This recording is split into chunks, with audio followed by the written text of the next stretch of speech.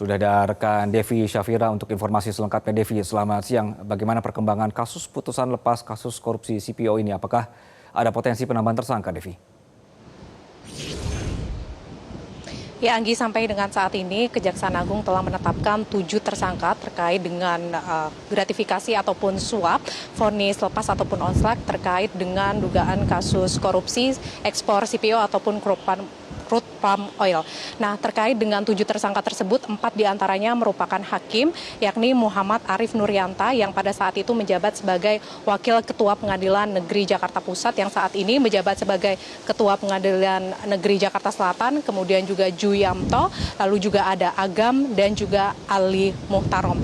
Nah, kemudian dari 4 hakim ini ada 3 tersangka lainnya, diantaranya adalah Wahyu Gunawan yang merupakan panitera muda perdata dari Pengadilan Negeri Jakarta Utara, kemudian ada Marcella Santoso dan juga Arianto yang merupakan pengacara ataupun advokat dari korporasi minyak goreng.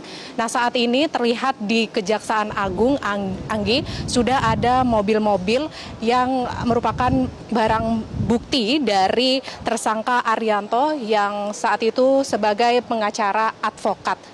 Nah, kemudian ketujuh tersangka ini sudah ditahan di Rutan Salemba, cabang Kejaksaan Agung selama 20 hari ke depan. Dan soal penambahan tersangka, Anggi, kalau dari pernyataan Kapus Penkum Kejagung, Harli Siregar ini mengatakan saat ini pihaknya masih mendalami keterangan para saksi untuk mencocokkan setiap informasi yang masuk. Fokus pada penelusuran aliran dana, kemudian juga dokumen-dokumen yang bisa menguatkan pembuktian tindak pidana. Nah, jika penyidik nantinya menemukan fakta-fakta terbaru ataupun keterangan-keterangan atau bukti terkait pihak terkait, maka tidak menutup kemungkinan bisa terjadi adanya penambahan tersangka.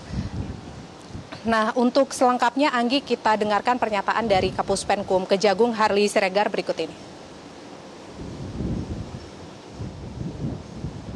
Karena ini baru masih dalam tahap penetapan tersangka dan dilakukan penahanan, maka penyidik sekarang sedang fokus untuk mendalami dan menggali keterangan-keterangan dari saksi-saksi ini. Nah, karena kan ini soal aliran-aliran dana, jadi penyidik akan fokus dulu untuk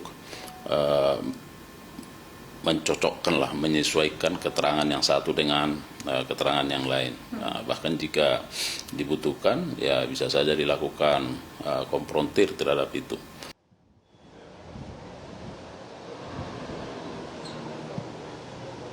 Ya, Anggi, sampai dengan saat ini Kejagung juga telah menggeledah sejumlah lokasi, diantaranya ada Jakarta, kemudian Jepara dan juga Sukabumi, kemudian juga menyita sejumlah barang bukti, diantaranya adalah 40 lembar mata uang Singapura dengan pecahan SGD 100, kemudian juga 125 lembar mata uang dolar Amerika Serikat dengan pecahan 100 SGD, lalu 10 lembar dolar Singapura dengan pecahan SGD 100 dan juga 74 lembar dolar Singapura pecahan SGD 50, lalu juga ada sejumlah kendaraan mewah dan sejumlah kendaraan mewah tersebut sudah terparkir di halaman Kejaksaan Agung ini.